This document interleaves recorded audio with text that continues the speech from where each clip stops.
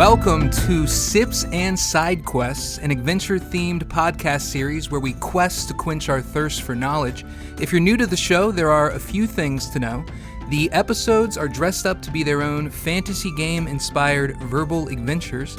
Each segment takes place within a fictional town or the surrounding areas, and much like any great expedition, the topics of our discussions may range far and wide. I'm your host, Troy. And I'm your co-host, Aaron. Thanks for being here with us for episode number 1, the inaugural episode. And don't forget, new episodes released Thursday mornings on most major streaming platforms. Today's adventure is a good one. What's going on, Troy? Yeah, it is a good one. It's a special one, too, because it's our first ever. We have a fantastic lineup to get to today, honestly. I think it's one of our best, which may not be saying a ton because it's number 1, but we're coming with the heat early. So, starting off, of course, in the tavern, we're going to be taking some time to reminisce on good and bad trips in this week's Tavern Tales segment. After that, there's a meeting scheduled at Town Hall where you get to hear some of our best banter when we take on the roles of ranters. Following that up, and to close out the episode, we have a brand new segment called Wisdom Brawl, where one of us may end up sleeping with the fishes after we fight over unappetizing dishes. All that and more coming up, but before we can get into any of it, Darren, I gotta know, what are you sipping on? I'm glad you asked.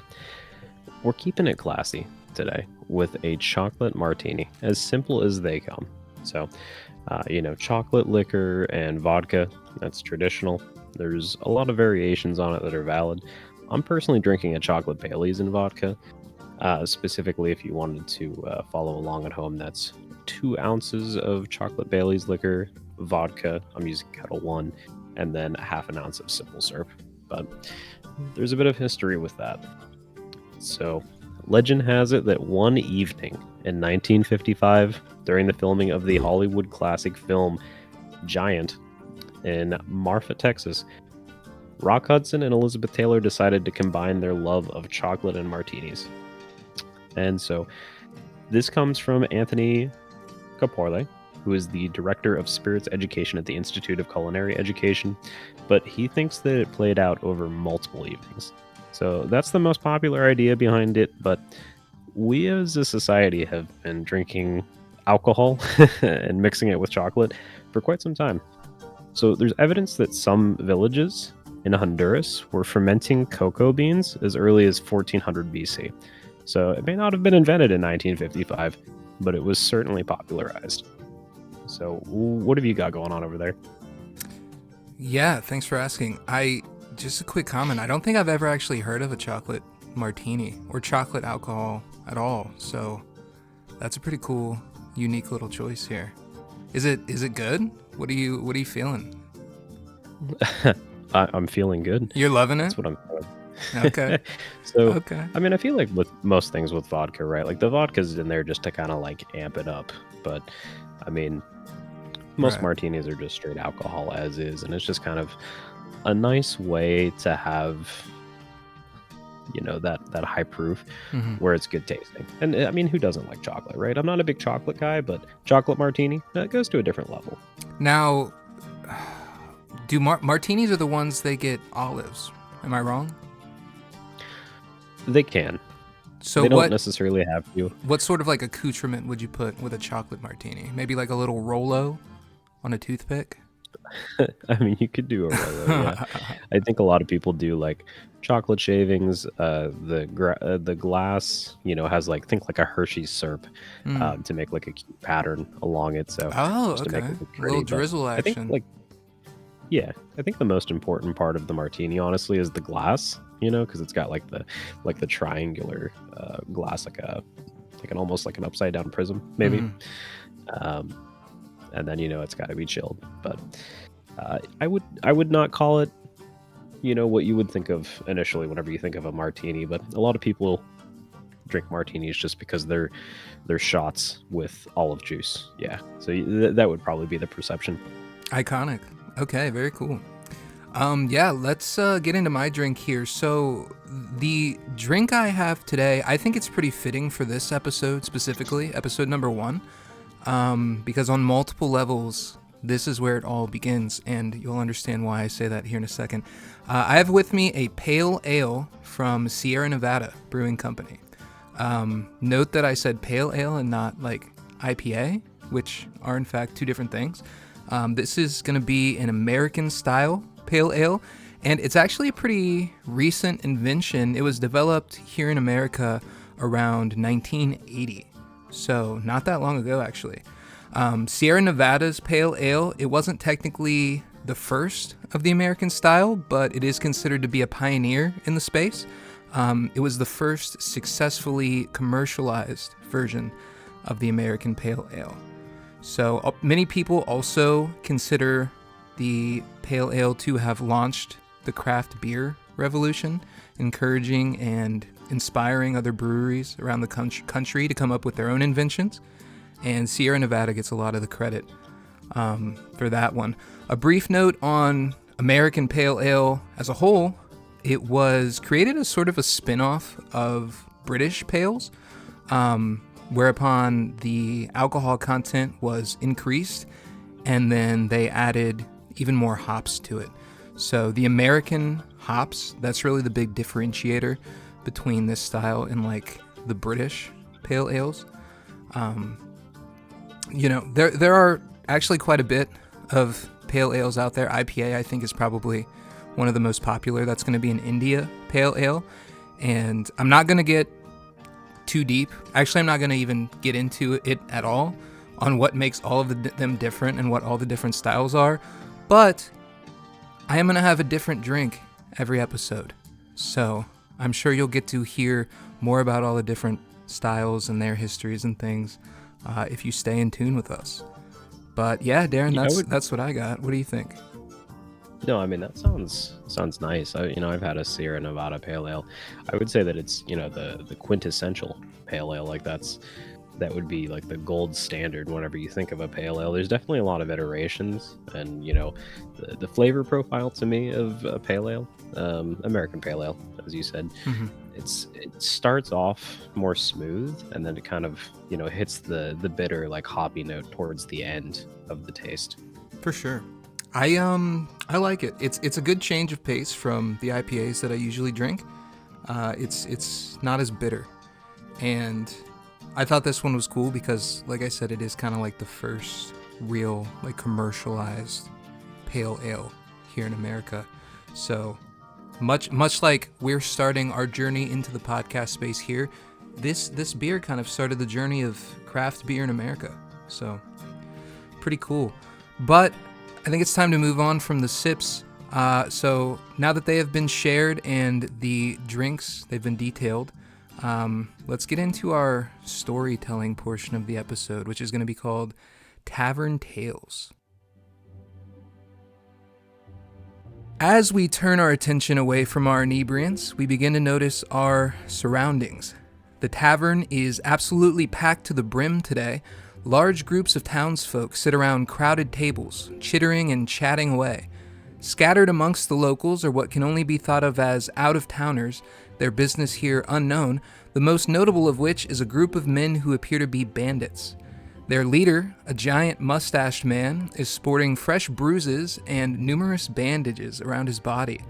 Most curious. The man places his hands behind his head and stretches, tilting his chair back in the process as if to lean against the tavern wall, but he finds himself unable to. Every square inch of this wall, and the three others for that matter, are covered from floor to ceiling with various ornaments, artwork, and memorabilia. The man turns backwards in an attempt to see what has hindered his relaxation and is greeted by a sizable frame containing a wide, sprawling map. From where we sit, we're unable to make out the details of this map, but even just its presentation is impressive. Large, bold lettering as well as detailed sketches of various landmarks grace the parchment, drawing the viewer in closer as if to say, "Come, glimpse the unknown." Inspired, we arrive at today's topic of discussion, travel. So, Darren, tell me about 2 separate times that you traveled away from home. Give me your best experience when doing so and your worst experience. Where did you go and what made them that way, respectively? Well, let me start by saying that he probably picked the worst seat in the house. I don't know why he would sit in that corner to begin with, but that's his choice. Maybe all of the I mean, it looks like he's gotten beaten up recently, so maybe he's just not all there, concussed potentially. Who knows what bandits get up to? Yeah, yeah, I could see that. You know, uh, best and worst experience.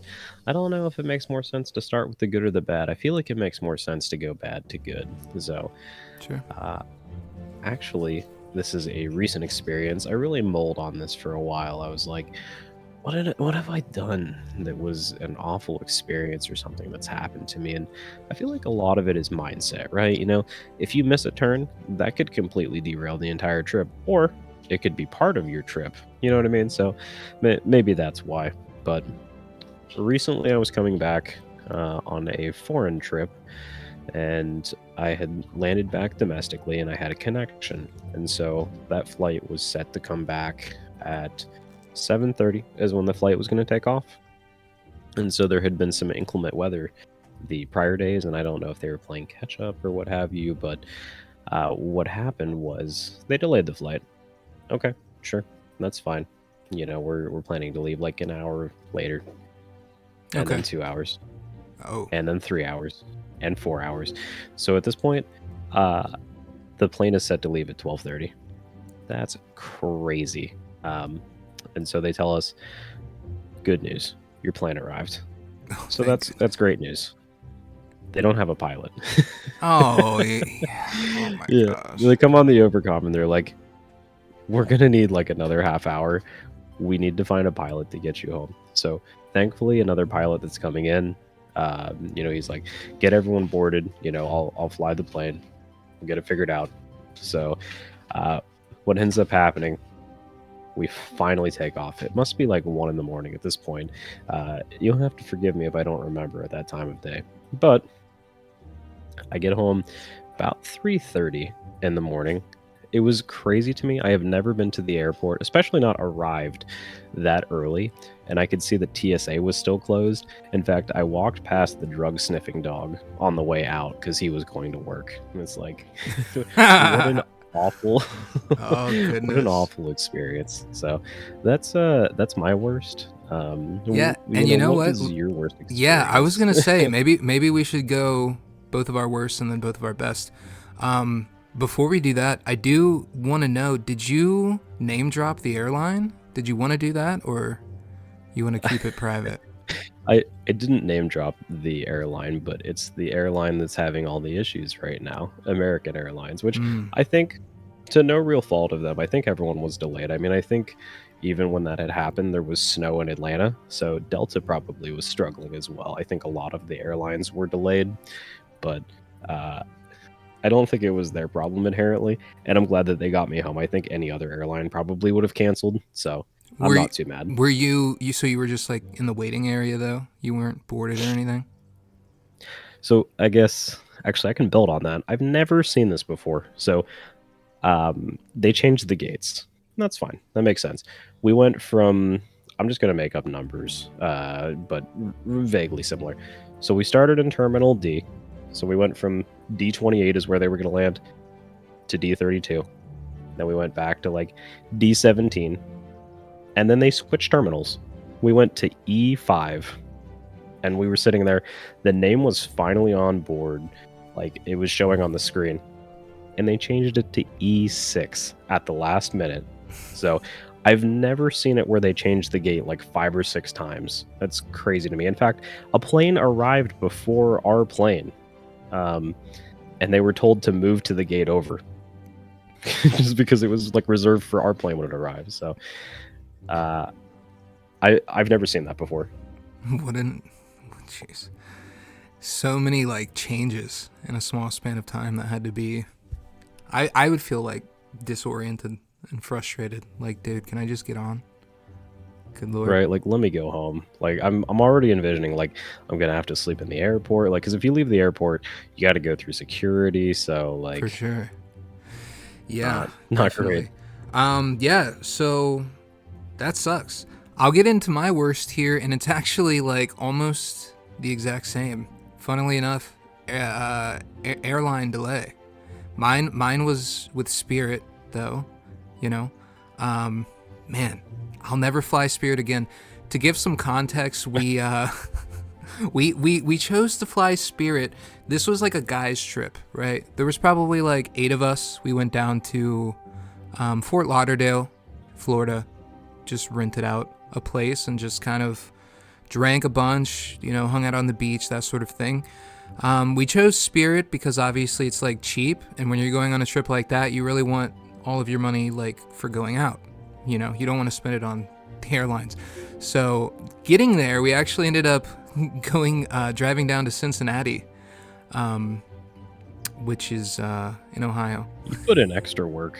We drove down to Cincinnati, and we had a friend whose his girlfriend's parents lived just outside of Cincinnati or something. So we were able to just kind of dump the car there, and then they drove us to the airport down there.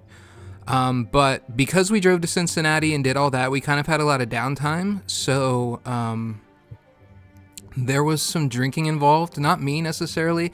I know a lot of people like to get a little like lifted or like altered consciousness when they go on flights. I'm not that type. I kind of want to have my wits about me for some reason. Like, for me personally, I'm just, you know, I want to be as is. But the other guys I was with, the plane? Yeah, I've never heard that. You've never heard? Well, maybe we just run in different crowds, but yeah, they the Spirit crowd. The Spirit crowd, yeah. So there was some drinking that went down at the girlfriend's parents' house just because we were just hanging out. Our flight wasn't for a few hours, and it was kind of one of those things where it's like once you catch a buzz, you just kind of want to keep going. So we got to the airport pretty early, and they hit like an airport bar, and so, you know, to make a long story short, they got drunk, and one of the guys got so drunk that he was just being super obnoxious, already just in line to get on the plane. And I was telling him, like, dude, you need to chill. You need to chill. You need to chill. And, you know, we actually make it onto the plane. We sit down in our seats. He, for some reason, had a seat that was like a few rows back. But all I know is I sat down. I was getting my things out of my bag, things like that. And I hear some commotion. And you know, the people in front of us, they were talking to one of the other guys we were with who was just across the aisle from me. And they're like, hey, wasn't that your friend? Wasn't that your friend? So lo and behold, yeah, he got kicked off of the airline for being belligerently drunk. And that was on the way there. So that wasn't necessarily the worst experience for me, but I wanted to give some extra context to the hilariousness of this trip. So that happened. We flew down without him. And I had told him in line, I was like, dude, if you get kicked off of the flight, like, we're still going. And he actually ended up getting kicked off. I didn't think he would when I was saying it, but I had to stick to my guns there. So we make it down there. The trip is pretty fun, pretty successful. It's a lot of drinking, as you can imagine. So when we go to get on the flight to come home, we just kind of want to get home. So everything goes smoothly boarding the plane until we're on the plane. So there were no delays. There was nothing. We make it onto the plane, normal time, scheduled time. We're all sitting there, and then we just never take off because weather started hitting. I don't know the exact reason, but I'm sitting there like kind of almost after like a 7-day bender. Just get me home. And we're just not moving. And we sit there so long that the pilot's shifts, they end. So then we have to sit there extra to wait for new pilots to come on and start their shifts. And we were on the tarmac, I kid you not, for 6 hours. In airplane seats. They would not let us off the airplane. Sitting there for no airplane? No, they didn't. Bring you anything? I mean, yeah, obviously they were bringing us water and snacks and stuff, but they would not let us off the airplane. Which, yeah, the water and snacks is appreciated, but like not stretching your legs, and especially just knowing that you still have the whole flight ahead of you after you finally get taken off. Yeah, airplanes are hot. Like until they like back off from the gate, they don't really kick on the air. So it was probably like sweltering. And yeah, we were down in Florida. It was uncomfortable. We were sitting on the tarmac for 6 hours. And like the weather had passed. We were just waiting for pilots. That was what was so frustrating. I was like, dude, can we just like get some pilot? Where are they? You know what I mean? Like, what's going on? But yeah, that is by far my worst travel experience. And I know it's probably not Spirit's fault, but just out of principle, I still will not book a Spirit flight again. I'm a Southwest man, forever and always. I'll never stray again. For now. Until they make me sit on the tarmac for 7 hours, and then you know what? We're switching to Delta. I'll try all of them, except Alaska Airlines. Not trying that one. But well, I mean, as long as you're not flying to Alaska, I think you're fine. Thank goodness. But yeah, so that was my worst. Pretty similar worsts. I guess travel delays really mess things up, huh? I'm just forever grateful I didn't have to wait on a plane. So I definitely think that's the worst of it. Yeah, sitting on the tarmac. That's why I was questioning, like, were you on board yet or were you in the waiting room? I much would have preferred the waiting room. Like, at least I can go walk around the airport. There's restaurants, bathrooms, Yeah. Oh, yeah, no. I mean, I was eating it like a TGI Fridays. Absolutely. Yeah, so your experience was definitely probably a little better. Still annoying, though. Still really annoying in both cases. But that's enough of the negativity talk. Let's move on to our best experiences. You want to go first? Yeah, sure. I had a lot of them. I feel like, I mean, travel's like a positive on the whole. So I was thinking, like, what can I possibly bring to the table here? And so what comes to mind, I went to Epcot. Okay. At Disney World. Okay. Yeah. So I had a goal that year, and that goal was to drink around the world. There's like maybe 12 or 13 different countries that are represented.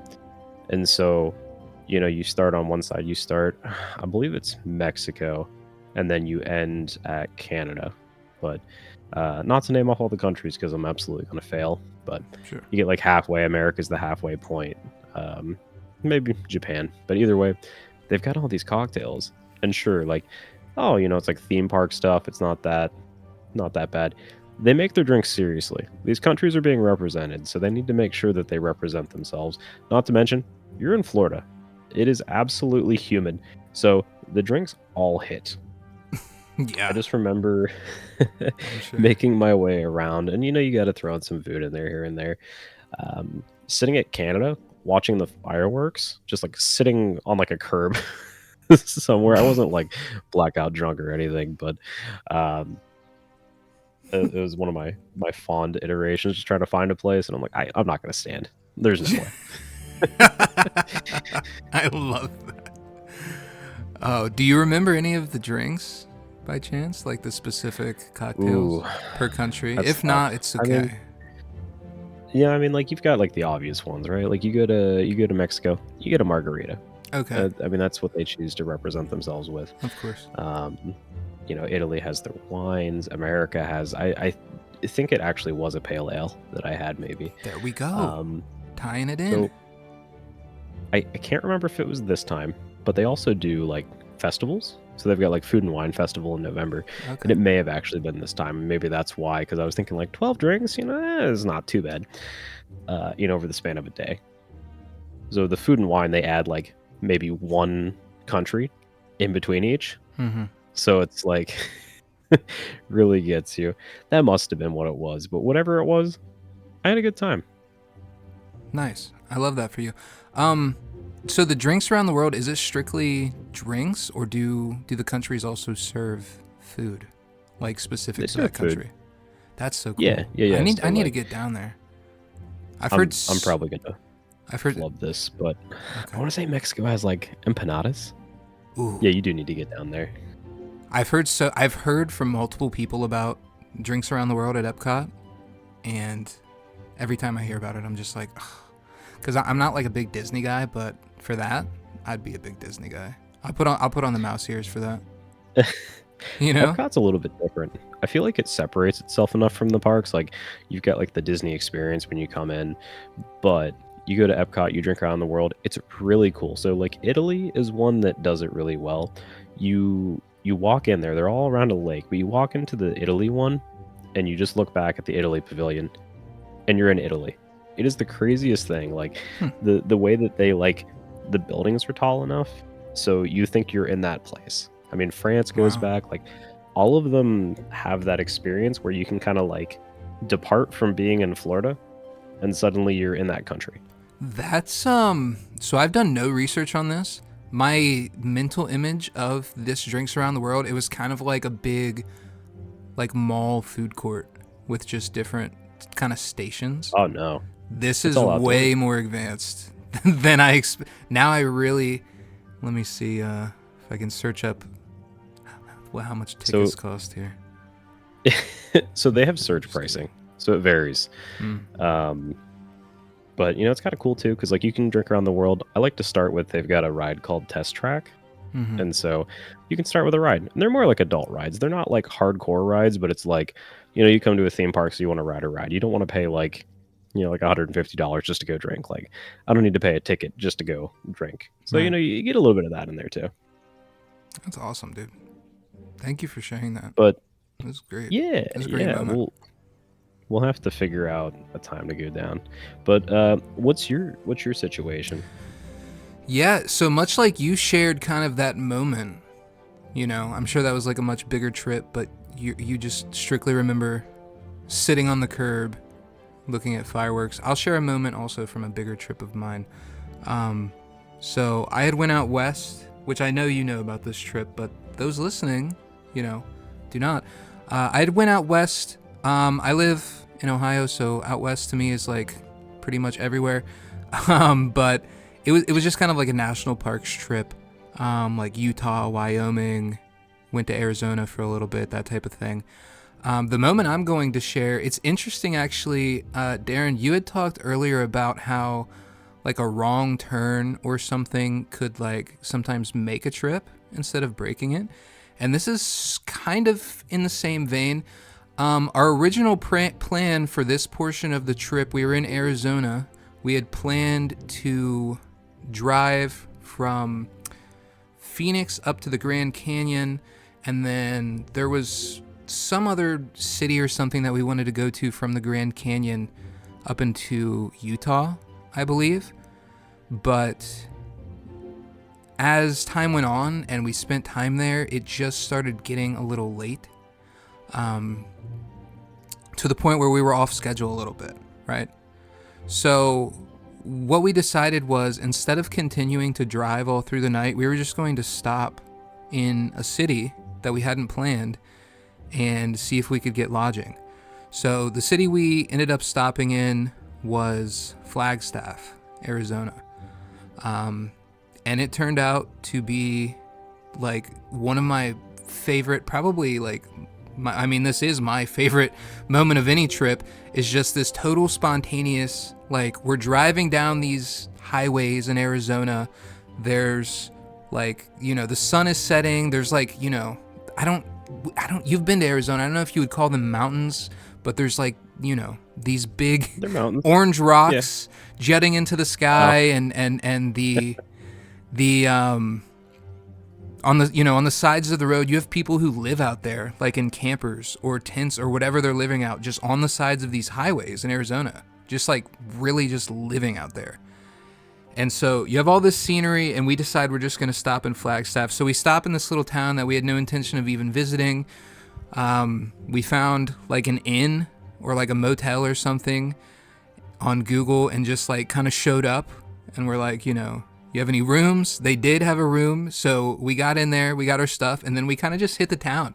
We went to a pizza shop and had some pizza and had some drinks, and we were kind of like the only people there, but we were sitting on the patio just drinking, and like the workers were really cool. They were out talking to us, and we were asking, what is there to do here, etc. And so they pointed us to some other bars, and we just had a great night.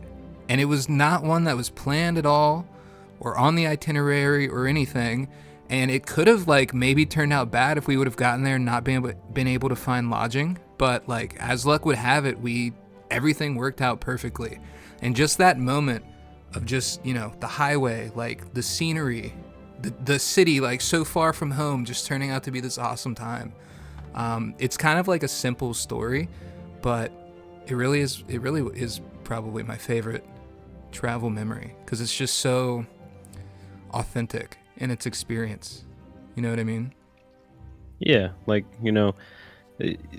like similar to hiking, you go out and explore nature. You can do that for cities as well, explore the concrete jungle. It's cool to be able to like go somewhere and just discover everything organically. That's really cool that you were able to turn it into an experience, like something that could have been a detriment became the highlight of your trip. Absolutely, because when I travel, I'm very much the type to like do research on the city and see where are the cool spots to go, what are the best areas of town, and just kind of have, if not like a written out itinerary, still kind of like a general idea in mind of things to do. But this one was just totally like completely spontaneous, had no clue about anything, turned out being an awesome time. So, Flagstaff, I definitely agree with you. One of the best burritos I've had in my life. Don't ask me the name where it is, but it was like some hipster joint off Route 66, which I had to look up because I was like, I'm pretty sure it was in Flagstaff, but I guess Route 66 does go through there. I don't know if it's called Route 66 that far out in Arizona. I think it might be a different road, but yeah, Flagstaff has got some serious things going on over there. I'm glad you've been there too, so you can like envision what I'm talking about in the story.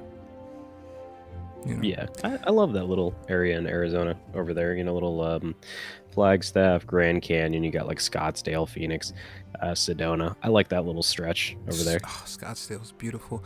But hey, I could sit here and talk about how beautiful all these different cities and sceneries are. We've spent quite a bit of time on the tails here, so we are going to have to move on. Some good stuff though. I had a good time with those.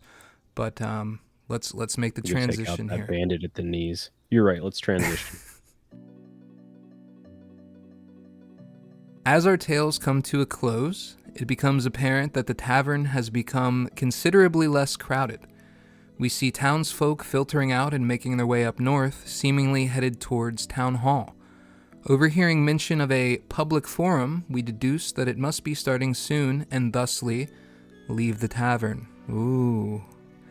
The weather outside is warm with a slight breeze, making it perfect for a short walk. As we stroll along enjoying the sunshine, we hardly seem to notice that the roads and buildings appear to be getting better maintained the closer we get to our destination. We arrive without incident to the town hall building, the entryway of which is surrounded by a stone arch with mysterious symbols carved into it. Past the propped open front doors, we can see numerous rows of chairs, sectioned and lined up on either side of a lengthy red carpet. This, seemingly, is to serve as an aisle leading up to a makeshift podium. Ahead of the podium and facing the crowd are two long tables, seated at which we will find members of the town's council. Several of the council members gaze wearily towards the podium, behind which a line has started to form. As we join the queue, we hear the loud banging of a gavel and a booming voice announcing that the meeting is about to begin. It's time to say our piece. And this is a specialty segment called Town Hall Meeting, the premise of which is we are just going to rant about a certain topic and discuss it, maybe play some devil's advocate. Today's topic is going to be issues with authority. Dun dun dun. What do you think about this topic, Darren, before we get into it? I feel personally attacked. Why is that? This just feels like me in a nutshell. Well, no, actually I was inspired by this. Darren and I had a conversation a bit ago, and he had said something to me. I knew exactly where this was going before you even brought it up. Well, it was an interesting conversation, and I felt like it was one we need to like have recorded, because it's like I like that there's like a little bit of disagreement there. You know what I mean? Like it's a little like a little heat is entertaining, as far as I'm concerned. So Darren, long story short, we were talking about something. Darren had made a comment that he thinks I have issues with authority, and I actually reflected on that a little bit. And I do have issues with authority if the authority is misplaced, right? So I'm just going to jump right into it here because this is supposed to be just a rant, and we'll go back and forth here, Darren, on like specific points. But I just want to start things off by saying I'm okay with authority when the authority makes sense and when the person who has the authority actually has my best interests at heart, which I don't feel is the case a lot of the time. You know what I mean? Like, a lot of these people who are in these positions of power, I really question how they even got there, and they make decisions kind of just based off of their own ego or what they think is right. And a lot of the time, I don't feel like they know what's right for me or for, you know, the situation. And it's hard because you get into these situations where I'm technically the underling and I consider myself an intelligent person and I consider myself to be well versed in certain things, but there are a lot of like leaders who aren't real leaders and they won't take criticism or they won't take feedback just because there's this like position of power or authority that they're in.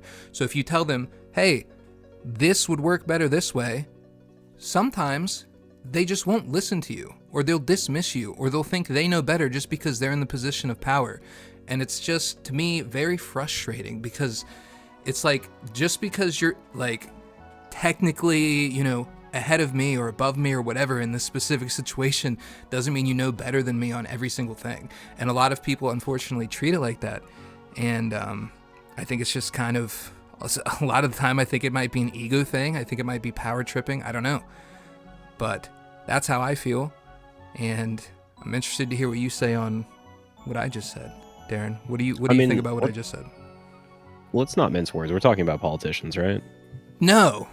I'm talking more in like a work setting, like business setting. Oh, okay. Well, that changes the mindset. Because I was going to say, you know, I think politicians are applicable in this mindset as well. So Absolutely. Something that I always remember when I'm driving is the yellow signs that you see on the highway. Those are set by engineers. They understand what's going on. If the ramp says that it's supposed to be 35, what that means is if it's raining, you should not exceed 35. That absolutely makes sense. Those are people that know what they're doing. Politicians are the ones that set the white signs. And what that means is if it's 25 miles an hour, it's because they felt like setting it at 25. It may not necessarily be in your best interest to be at 25, but that is the law, so you have to abide by it. Yeah, but it's like, why? Why are they setting it at 20? Why are people who don't actually know what's going on setting it at 25? And so it builds on that too, right? Like, you know, why are these elected officials, and not to get too political, I'm not going to talk about one side or another, but why are these elected officials making choices that involve like science, you know, things outside of their scope? You know, maybe they're in law, they're in business. Where is their actual expertise to allow them to do it? They should be consulting people that actually have an idea on what they're doing, people that are, you know, maybe experts in their field, you know, so that way they can advocate. Yeah, and I think in general what you're saying like applies. It doesn't even matter like politicians or like bosses at work. It's all the same thing. It's exactly what you said. People making decisions that are outside of their scope. Like, why is the system set up like this? It makes me so frustrated. But also, on the other hand, it's like, I don't aspire to lead. I don't want to be a boss. I don't want to be a manager or a politician or any of these things. And maybe that's the way to enact change. But I don't want to be in that position. But then there are people who are in that position who just don't get it. And I'm like, I could do such a better job than you. But then I don't want to do the job. I'm very conflicted about it, but it's just, oh man, just some of these rules, they just don't make sense to me. And it's like, you get in these situations where it's like, explain them to me. Like, tell me why you're making this decision.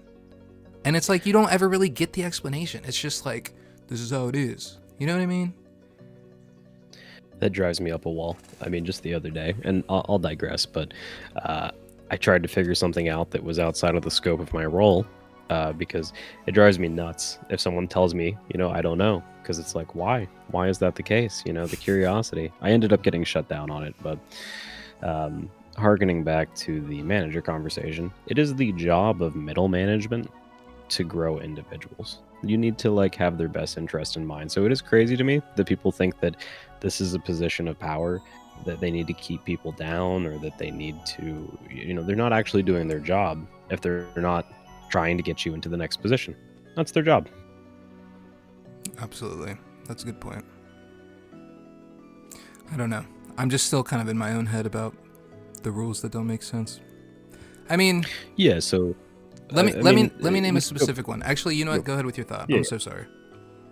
No, you're good. You're good. So I think we should run it back deeper. We should go to human nature. And so we've got Hobbes and Locke, which I'm sure a lot of people remember the name. I don't know if you do, but that's something like social studies, what have you, history class. So we have Thomas Hobbes, John Locke. So Thomas Hobbes, he believed that people were very self-interested and driven by a desire for power. So think monarchy. He thinks people need to have that structure. And John Locke, a little bit different. He believed that people were rational and capable of cooperating. So more so think protect your natural rights with limited government, step in. So in looking these up again, because it's been a little bit since I've looked into them, there's also Rousseau, Jean-Jacques Rousseau. He believed that humans were, nice and French. You said that so well. Sorry. You're good. Believed that humans are inherently good and that society is the thing that corrupts them. So he wanted more of a direct democracy. So, of those mindsets, I can't imagine you're going to go with the guy that thinks monarchy. I mean, that's your main problem. But maybe thinking between Locke and Rousseau, what are your thoughts? Who's your guy? Who do you side with? I think I'd have to lean Locke because, frankly, I personally don't believe people are inherently good. I do. I mean, that we could go even deeper with the whole nature versus nurture thing. There's so many layers to this. We'll keep it relatively surface level. I don't think everybody is just inherently good, and so while there are problems with society, I don't think that's the problem. So obviously we don't want a monarchy because that's exactly against what I think things should be. And we tried that. We dumped some tea in the harbor. Yeah. So probably Locke then. Yeah. Yeah, that feels like a good pick. But, fundamentally, I think that's where it comes from. Just mentioning them because I feel like they sat around for a while. They thought about these things. But going back to your idea of the disconnect, there's a lot of people in management as well that they move into the role and they have no experience on how to actually do the role. They've never done the role. I think some of the best managers are the ones that have been in your shoes. I am so happy to hear you saying this because I feel the exact same way. And this is actually what I was driving at with my initial thing. And I know you got into politics and a little philosophy and stuff, but the main rant for me is in the workplace, right? I don't know how else to say it, but there are these corporate suits who make all of these decisions for the frontline workers. And the decisions they make come from a place of just not knowing what they're doing. They have no idea how things actually work. They have programs on their computers and algorithms, and they have estimations and all these things that they think this is the way it's done. This is how we do it. This is giving us good results, blah, blah, blah, blah, blah. And it might be giving them good results, from a money perspective, but it's just so lost on the actual frontline employee, and everybody who is at that lower level is just why are you making these decisions? Our lives become so much harder or just, disorganized, and they just, like I said, a lot of it just doesn't make sense. And so like you said, if one of these corporate people, for example, think of these companies who have a lot of retail stores, if one of these big executives at one of these companies were to come and work for a month frontline retail, they're going back to the office with a bunch of different ideas on how they should actually be doing things. But that's never going to happen because that's just what the hierarchy is, and once you're at a certain level, you kind of don't go back down in level, and I think they should. I think they should have to. You know, I would like to see a company that implements the idea that they need to go and see how things are actually working on the front line instead of sitting in their office behind their computers making decisions that just don't make sense. You know what I mean? So this feels very pointed. It almost feels as if it's referential to the latest wave of employees that have to go back to the office, and it feels like there's very minimal research behind it, but it's a relatively new thing, and I mean, people could realistically do their jobs from home. I can see both sides of it. I personally think that hybrid is a better approach to kind of to intermingle, but that maybe that's not necessarily what you're getting at, but that feels That's a as if fantastic example, though. That's a good one. yeah. We'll go on that one. Yes, So exactly. uh, to build on that as well, you were talking about you wish there was a company that had them go back. So I don't know if it was a pandemic choice or if it's something that they still do, but it was one of the delivery companies. I don't think it was Uber. I'm pretty sure it was DoorDash. Actually had like some managers. They would go out and drive and help out, just going on. So kind of gives you an idea, like live in their shoes for a little bit. So I mean that's a good idea. It to should be try a out. requirement.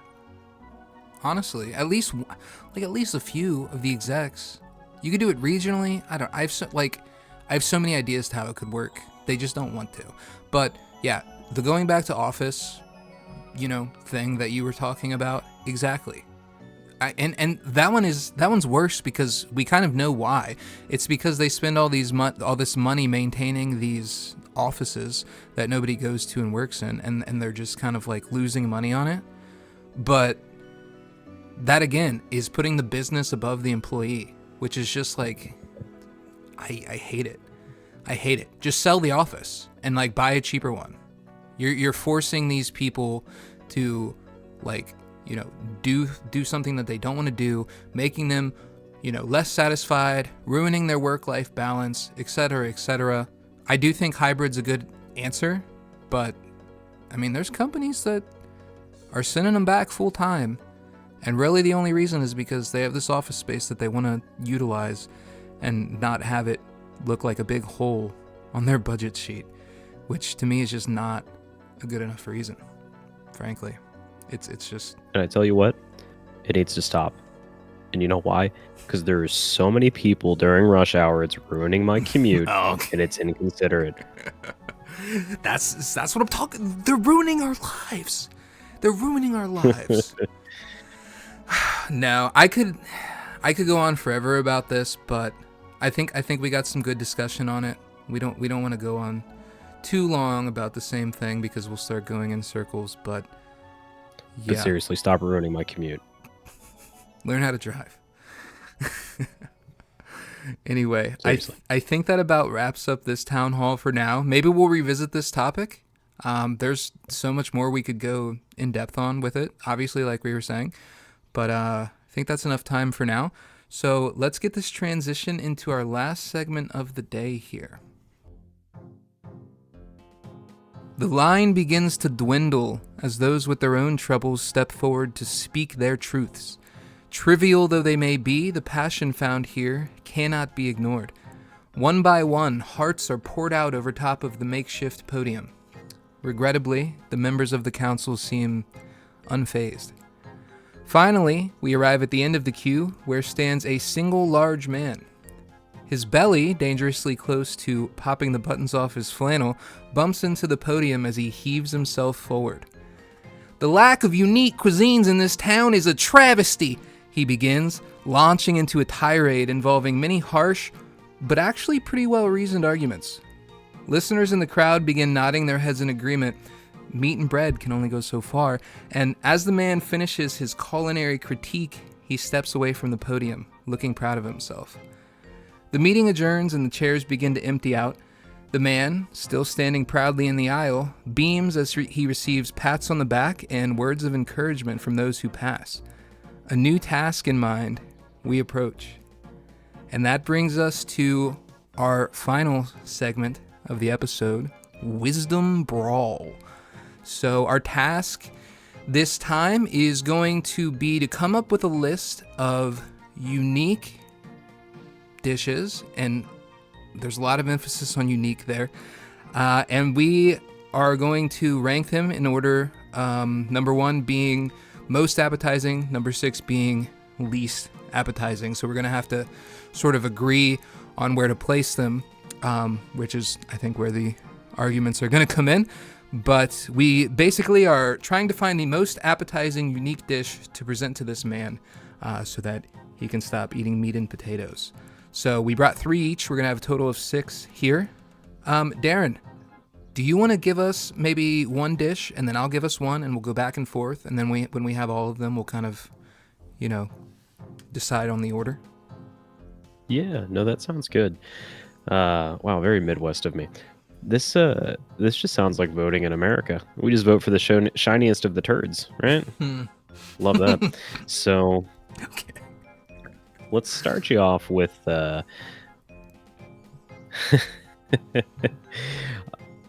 no promises on pronunciation. What I have for you to start with is casu marzu, Okay. an Italian dish, Sardinian specifically. So, Sardinian. what we have here, it's a traditional Sardinian cheese. It's made with sheep's milk and live maggots. Ugh. So, the maggots are cheese flies. The name translates to rotting cheese. It's known as maggot cheese, or the world's most dangerous cheese. Yeah, starting off strong. Its production consists of a cheesemaker cutting a hole in the wheel of cheese and leaving it outside for flies to lay eggs in. And so if you're wondering, how is this even legal? Don't worry, it is not. It is illegal. Oh, That's it's our illegal first to do? dish. Oh my gosh. It is illegal because it's dangerous. Yeah. It is served with live maggots. They don't die. They are served with live maggots. Do you know, do people eat the maggots along with the cheese, or do they maybe pick them out? No. It's considered a delicacy. You wouldn't want to waste that. In case you were curious too, these cheese flies can lay more than 500 eggs at one time. Great. So it's going to be more maggots than cheese, basically, is what you're telling me. So we've got casu marzu. Yeah. Okay. Let's That's our first cheese. let's make sure first we're getting these written down. Casu marzu. I gotta say we've got them right here. Yeah. I gotta say I don't think that one's gonna rank very high on the most appetizing, but I don't know. Let's get to these other ones. My first dish that I'm presenting. Oh my goodness. These are all going to be foreign dishes. If I butcher any pronunciations, I do apologize. This one is going to be kiviak, I believe is how it's pronounced. This is a traditional Inuit dish from Greenland. Okay. Ooh. Oh, I have a Greenland one too. Don't say ooh. Okay, so oh my gosh. I can't even. Okay, so let me give you. This is also considered a delicacy. It's a fermented food. Paint an image. I'm going to. It's a fermented food delicacy. Okay? This is made from taking hundreds of little auk seabirds, some sort of small seabird, I don't know, but you take hundreds of them, beaks, feathers, and all, and you pack them into a hollowed out seal carcass. Okay? So the seals that swim in the ocean. You take hundreds of little birds, full, dead, obviously, stuff them into a seal. You seal the seal tightly with fat, and then you bury the seal full of these birds under rocks for several months, usually 2 to 6 months, to ferment. And so what happens is the seal fat preserves and tenderizes the bird meat, and it allows it to be eaten raw and whole, bones and all. Ooh, sashimi. So that is kiviak, fermented birds, fermented in. Well, that just seal sounds carcass. like how most fast food nuggets are made. That doesn't sound. Oh, okay. Yeah. When I originally was reading about this, I was skeptical that it would even be a thing, but it certainly is, and they certainly do just eat them whole. I think they at least do take the feathers off after it's fermented, but That's thoughtful. they definitely just be crunching them bones and everything. So So I said that mine was from Greenland. I misspoke. It's close. It's Iceland. So Okay. not quite. So for my mispronunciation, it's going to be Haukarl, which is Icelandic fermented shark. And so it's known for its strong, really, I want you to like close your eyes, really put this in your they're mind. closed. Ammonia-rich smell and fishy taste, often described as an acquired taste, with some likening to strong blue cheese, doesn't sound bad, or even urine, not very good. So others describe the taste as sweet, nutty, and only faintly fishy. Some describe it as awful, or this one really got me, like a jellied cube of ammonia. So it's made from Greenland shark, which, fun fact for you, is the oldest living vertebrate, with some of them living nearly 400 years. So the way they make this, it is buried under gravel and stones, and then hung and cured for months, allowing it to ferment. So we're talking ammonia, like the stuff that you could put on a cloth and like knock somebody out with, right? That's ammonia. Like you clean with it. I used to clean with it. Think like urine. Why on earth would anybody want anything that tastes remotely close to that? There's so many red flags. I mean, you're eating this thing that's 400 years old, and you're taking months to let it ferment. Like if you were gonna eat it, why? Yo, what if they took the shark and fermented it inside of a seal, though? That might be kind of fire. Just kidding. Someone had to think of that. That's the crazy part to me. Yeah, like that's- someone like Who thought to do these and they things? kept doing it. Okay, so we have the ammonia shark. Okay, so we have the maggot cheese, we have the birds fermented in a seal, and we have the ammonia shark. Ammonia shark jelly. We're only halfway through. Okay.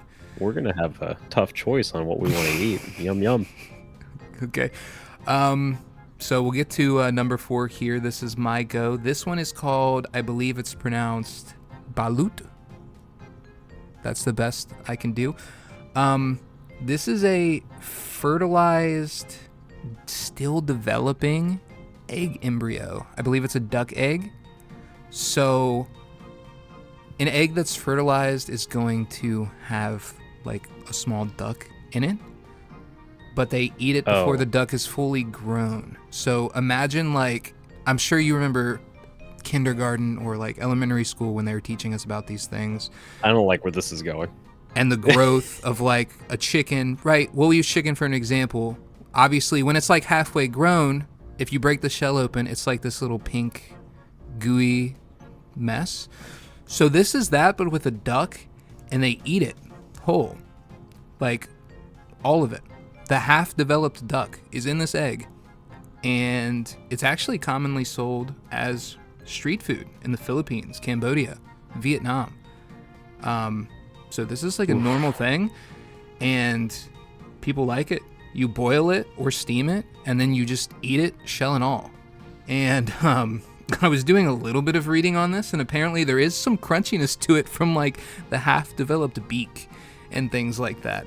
So pretty I'm trying I'll just eat around the beak.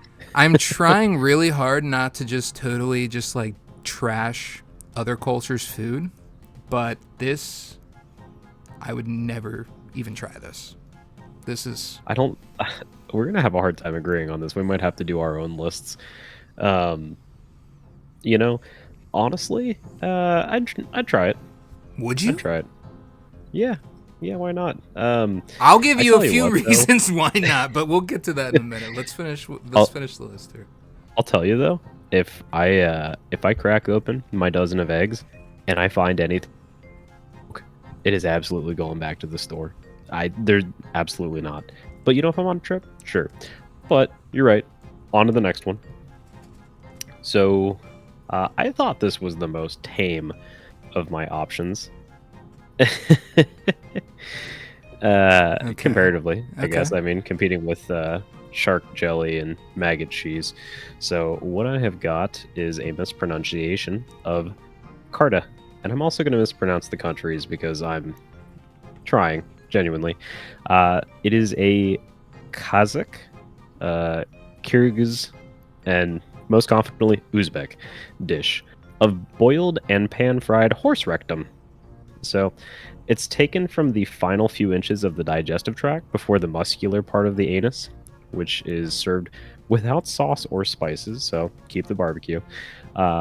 So this section includes a strong tissue on the outside, uh, and I had to include this too, and gradations of tender mucous membrane tissue and fatty mass on the inside. You didn't have to And include that. You didn't have to include that that. felt like the most important part. So it's prepared in various ways to clean it thoroughly and remove any unpleasant taste due to where it resides. One method is to turn it inside out and wash it thoroughly, but it can be smoked for 24 hours and then sometimes dried for an additional 48 hours, or it can be boiled for a couple hours. Imagine that texture. Yeah, and then it's sliced into rounds. Think calamari. I do like calamari. I do also I think I just ruined calamari for myself. I do also like that they clean it, because I was wondering, is it like, because based on these other dishes we've talked about, I would not be surprised if it was considered a delicacy to maybe keep some fecal matter in there, but I'm glad they clean it. That makes it a lot better. Okay. I know that's not the deal breaker. Yeah, no, that's not the deal breaker. I definitely had to zone out a little bit while you were describing there, because I was starting to get nauseous a little bit, but Is it too late for the trigger warning? a little too late for that.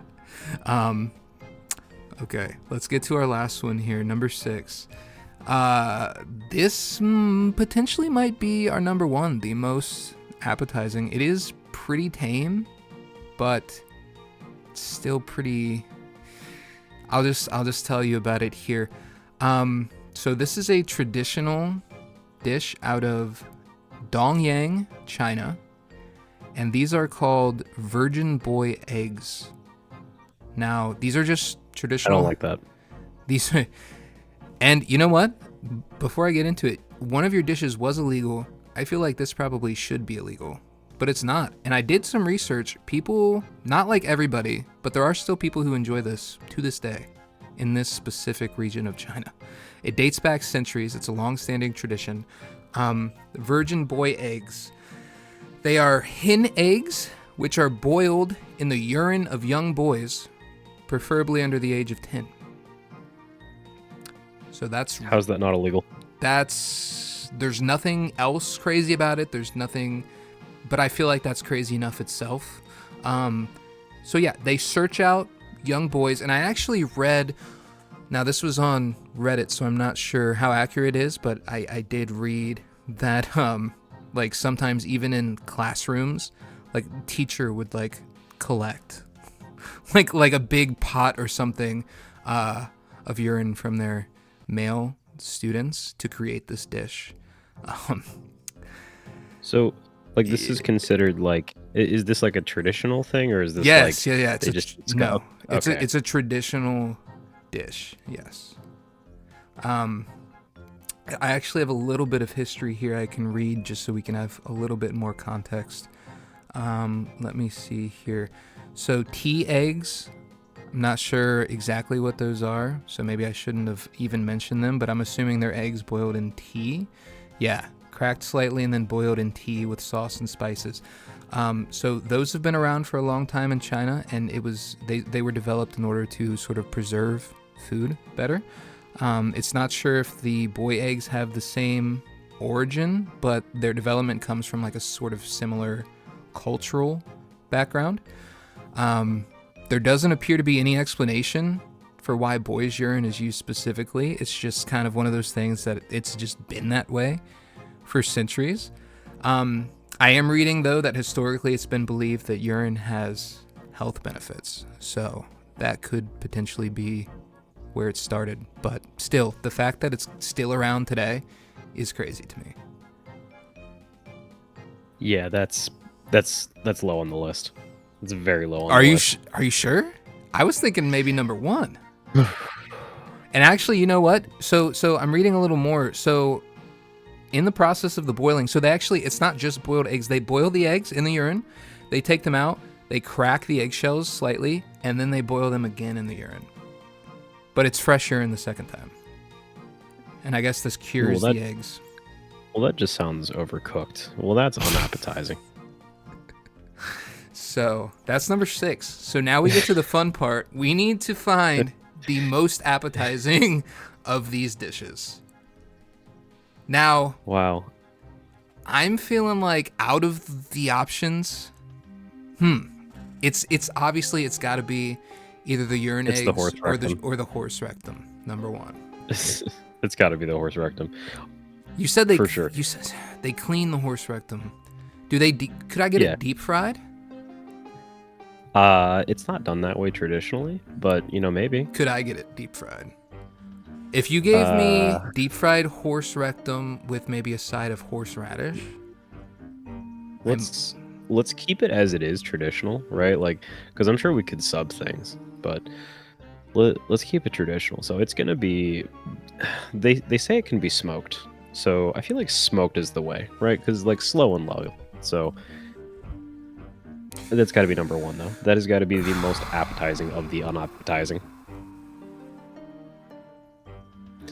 I don't know. You know what? Why don't we go from 6 to 1? Let's create some suspense here. Well, I'm already locked in. I'm locked in. I can't change that. I mean, we can do the other ones. Let's start with. We have to 6 rank for the other sure. ones. We have to rank the other ones. We have to have an agreed upon tier list here. So let's go from 6 to 1. Let's do which of these is the absolute grossest? The one you would, or maybe not gross. Sorry, I don't mean to offend anybody. I just the least appetizing for us and our American palates. Personally, yeah, I don't even kind of want to think about. I hate this, any but of it's them. not the maggot cheese. It's not the maggot cheese. It's not the maggot cheese. I think it's the fermented shark, the how Carl. You think that's the least appetizing? Imagine eating a cube of jelly, bro, but tastes like urine. Imagine eating birds, bones and all, that have been fermenting in a dead seal carcass. Just think of it as a nugget. No, I don't. My nuggets don't have bones or beaks. Okay, well that's probably not true. That's probably not true. You've seen what they put in hot dogs. Okay, so, they might have bones, but I don't know that they're in there. It's like a paste. It's fine. These you would be crunching on bones, bro. There's no chance. I don't know if we're gonna be able to agree on 6, honestly. We'll try. We'll try here for a few minutes. If we can at least agree on like the most appetizing, I think it's fine. Where are you thinking the jelly shark goes? I don't feel like that's. I'm gonna throw out a number. I'm gonna say 3. You think 3? I think it's right in the middle. Maybe 4. I could be persuaded to 4. Okay, because I think I don't remember the name, but the seal beak nugget. I'm thinking that's like 4 for me. The seal beak. Wait, it's not a nugget. You're confusing me. The fermented birds, the birds that are fermented in a seal. Yeah. I'm okay with 4. Let's just start throwing some in at numbers. I'm okay with that at 4. Okay, we can always update. You want that at 4? Well, you want it at 4, right? What's the actual name of that one? That's gonna be the Kiviak. Yeah. Okay. Now, let's see here. Let's do. We both agreed that the maggot cheese probably isn't that bad. I would agree with that. Like it's got some shock value, but I feel like my stomach acid is up to the test. I'm okay with maggot cheese at 2 or 3. What do you think? Yeah, let's focus on the worst of it. So, So what was the balut again? That's the partially developed duck embryo. Oh, yeah, I have no issues with that one whatsoever. Well, I mean, I've got moral issues, but like in terms of eating, I mean, okay, let's dive deep into this a little bit. It's not so necessarily. I'm thinking like, what the worst though? What are you thinking? Balut can't be that bad because it's a common street food, right? It's Yeah, not no like some doubt. delicacy or some traditional. Yeah, it would be gross, but it seems like a lot of people eat it. You just eat around the beak. So If I could eat around certain parts, like if I could maybe just cut the head off and not deal with that, I could maybe that get feels down fair. with it. So with those stipulations, I think 3 for that one, for the balut. You think 3 for balut? Yeah, remember we're Okay. going most appetizing to least. So 1 is most, 6 Yeah, is least. yeah, I can live with that. Okay. You Let's- already said Let's get back to So- some of your dishes. What do we got here? So we've got the kasumarzu, which is the maggot cheese. We've got the haukarl, which is the ammonia jelly shark, and then we've got the horse rectum. Horse rectum, I don't think is 5 or 6 for sure. Kasumarzu, I don't think that's 5 or 6 either. yeah, I'm thinking the jelly shark's got to go either 5 or 6, and I'm thinking that the urine egg has to go in there as well at 5 or 6. Okay. Describe to me thoughts? the jelly shark again. I understand it's like ammonia. I mean, even just the smell would probably make me upchuck, to be honest. Yeah, so it's called fermented shark. Yeah, the thing that got me is some describe it as a jelly cube of ammonia. So it's made from Greenland shark, which is the oldest living vertebrate, which is buried under gravel and stones and then hung and cured for months, allowing it to ferment. Oh, months. Okay. I don't think I got that Yeah, the first time. Yeah. No, it's not something they just do for like a day or two. Like it sits there out in the open, fermenting. Yeah. So you know there's all kinds of like bugs and maybe some maybe birds. there's maggots in there. Okay. And it's like a jelly. I think we're more on board now. Is Yeah, it that's is like it the like a texture. jelly like a strawberry jelly texture or like a jello or maybe somewhere in between? In my head, I'm picturing like strawberry jello, but it just tastes like urine. I don't like that. Yeah. I think that's got to be 6. I think that's worse than the urine eggs. Okay. Yeah, I think that's got to be 6. Because the urine eggs might both taste like urine, but the shark is not just urine. It's like it has to have a bunch of other just crazy flavors. Are we going urine egg at 5 then? It has to be. It has to be those two. Okay. All right. And then okay, so I did not think maggot cheese would be top 2. Let's recap here. So right now we are missing the top 2. At 3 we have balut. That's going to be the partially developed fertilized duck egg. At 4 we have kiviak, which are the seabirds that are fermented in the seal carcass. At 5 we have the urine eggs, and at 6 we have the ammonia shark.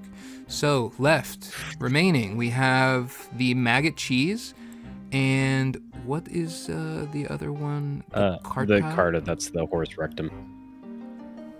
Maggot cheese or horse rectum, which would I rather eat? Honestly,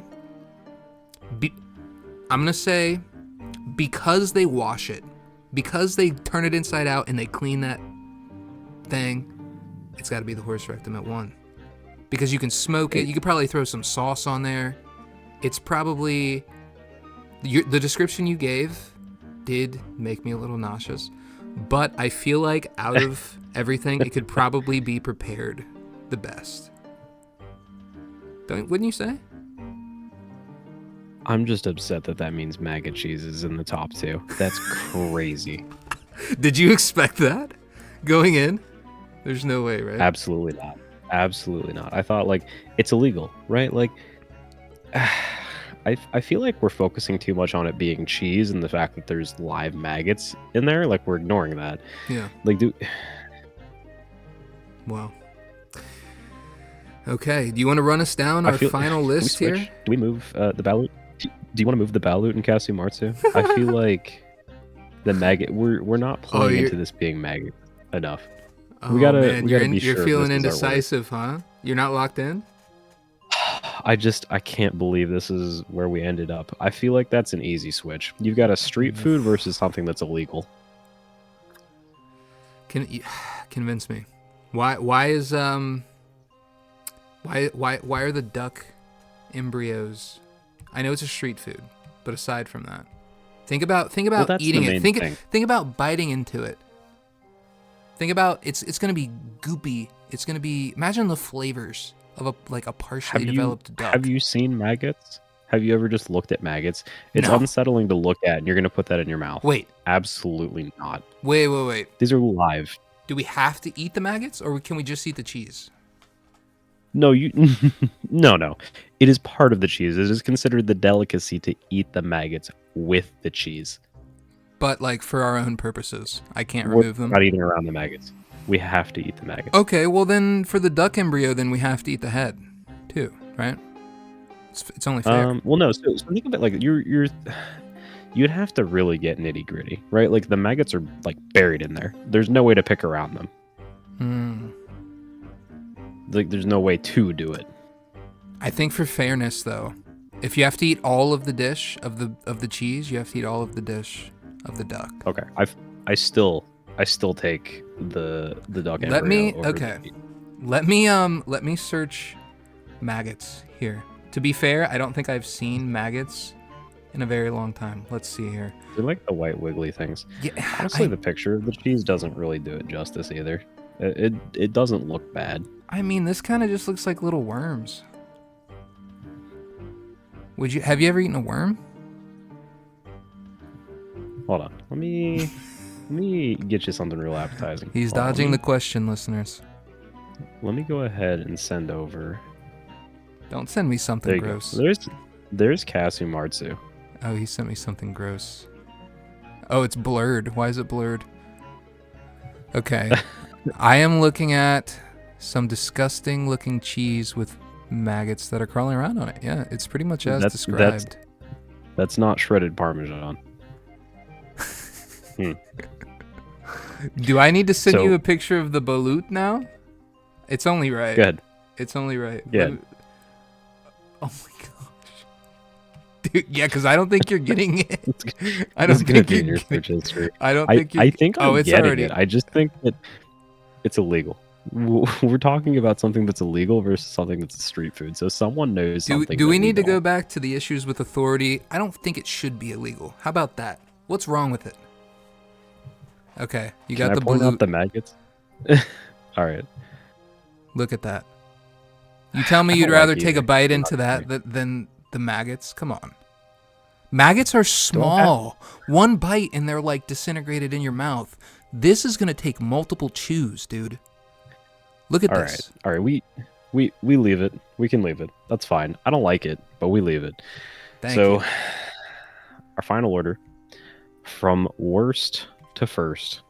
Number 6, the Haukarl, which is the ammonia shark.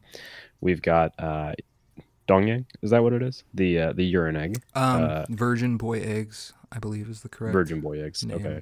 Yeah. We've got kiviak, which is the you put a bunch of things of birds. You put all these birds in a seal, and then you cinch it on up. Yep.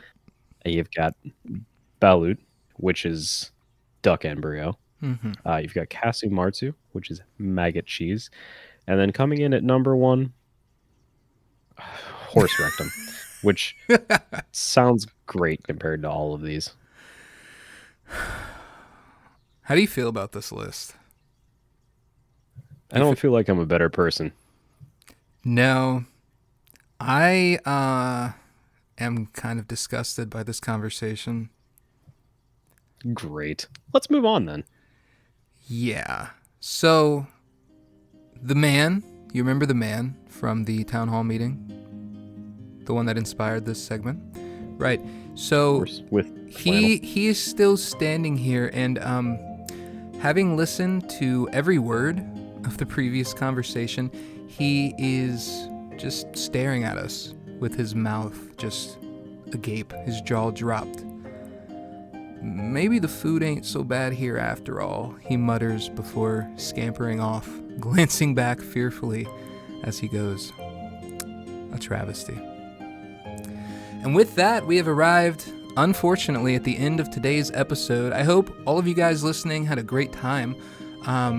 We did learn a lot today, actually, I feel like. For example, which airlines not to take when you're traveling, right?